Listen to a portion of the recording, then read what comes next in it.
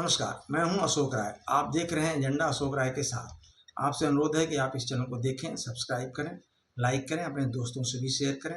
आप अपनी सहमति असहमति हमें दें और हाँ, यदि आपके कुछ सुझाव हो तो भी हमें बताएं। आपके सुझावों का स्वागत रहेगा। कार्यक्रम में आज का एजेंडा है उपराष्ट्रपति चुनाव में इंडी गठबंधन ने अपनी नाक कैसे कटवाई। उपराष्ट्रपति चुनाव संपन्न हो गया और देश को सीपी राधाकृष्णन के रूप में 15वां उपराष्ट्रपति मिल गया। उन्होंने इंडिया गठबंधन उम्मीदवार बी सुदर्शन रेड्डी को मिले 300 वोटों के मुकाबले 452 वोटों से मात दी। इस चुनाव में एनडीए गठबंधन के उम्मीदवार को उम्मीद से ज़्यादा 30 वोट मिले, यानी क्रॉस वोटिंग हुई और यह क्रॉस वोटिंग इंडी गठबंधन के सांसदों ने की। इनमें एकजुटता तो है नहीं, यही करना था तो आम सहमति से भी चुनाव करवा सकते थे।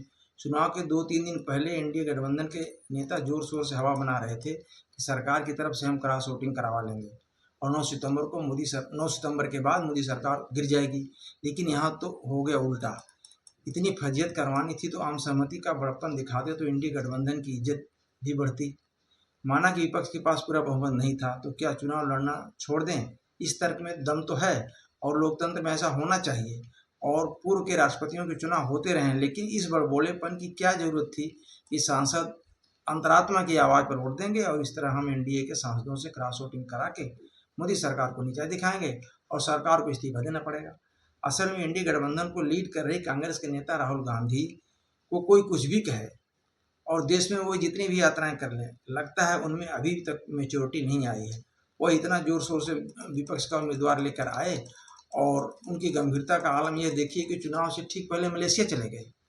इन्हें क्यों सीरियस लिया जाए? तो इंडिया गठबंधन में सुगबुगाहट शुरू हो गई कि इनको सीरियस लेने की जरूरत नहीं है और इंडी गठबंधन के ही कुछ सांसद जानबूझकर अपना वोट खराब कर दिए और कुछ ने खिलाफ जाकर वोट कर दिया, तो कुछ ने वोट में हिस्सा ही नहीं लिया।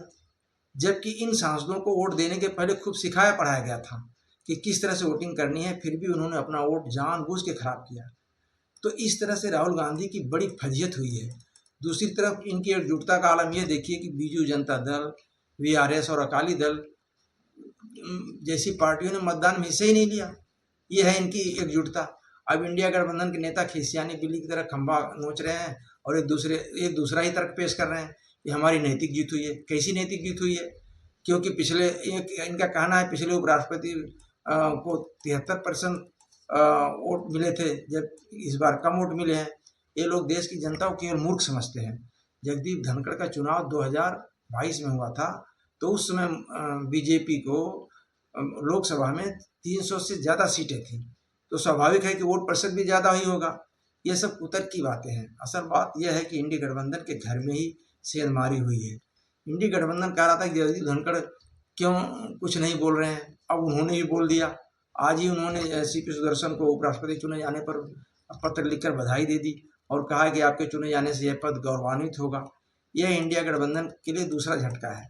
इन नतीजों के बाद सरकार और मजबूत हो गई है। असल में इंडी गठबंधन ने कहा था कि हम संघ के खिलाफ एक तगड़ा उम्मीदवार लेकर आए हैं, लेकिन भाजपा ने भी इंडी गठबंधन के उम्मीदवार पर नक्सल को समर्थन देने का आरोप लगा दिया।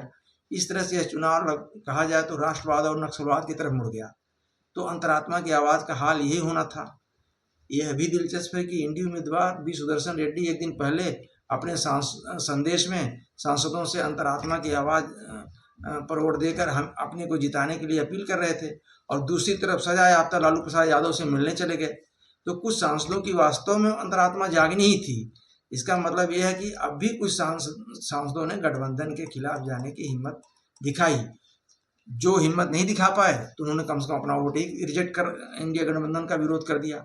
इससे स्पष्ट है कि कुछ भी हो जाए, अभी भी कुछ लोगों में शुचिता की राजनीति बाकी है कि ऐसे लोगों से मिलने वाले को यानी सजायाफ्ता नेताओं से मिलने वाले को अभी भी सांसद नापसंद करने वाले सांसद हैं जिनकी अंतरात्मा ने यह बात कबूल नहीं की।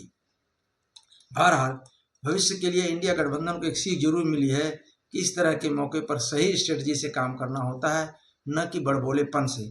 इसी को राजनीति कहते हैं। बड़बोला कुछ नहीं कर पाता है, राजनीति के काम कर जाते हैं। तो आप ये देख रहे थे उपराष्ट्रपति चुनाव पर मेरा विश्लेषण। आपको कैसा लगा हमें बताएं और हाँ, चैनल को सब्सक्राइब और लाइक अवश्य करें। धन्यवाद, नमस्कार।